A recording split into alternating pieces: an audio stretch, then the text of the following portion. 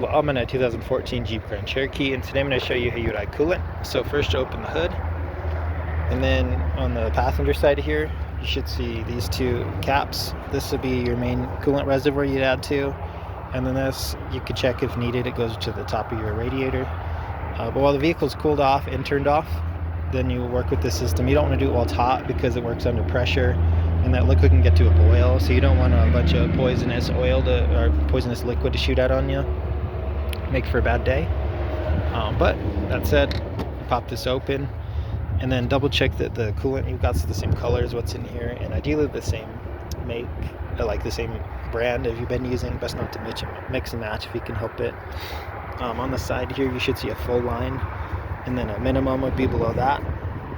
You do want some air gap in here, so when you fill this up, you don't want to fill it all the way to the top.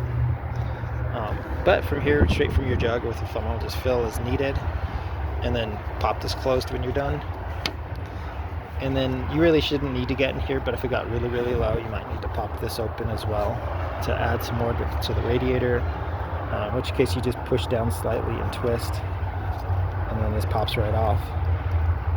You should see coolant right on the top there. But you close this up again, make sure it's nice and tight. And then I would double check to run as best as you can the motor and through all the lines for any possible cracks or leaks through the lines, reservoirs, the radiator. And you can tell some of that by turning the vehicle on, and you might see some coolant start to puddle around the engine compartment or under the vehicle. And a way to tell that apart from your from like water that might be building up is there'll be a slight coloration to the liquid. It would smell slightly sweet. And then you don't really want it on your skin, but say you have like a glove on and you feel it, it would feel slightly more slick than what water would feel like.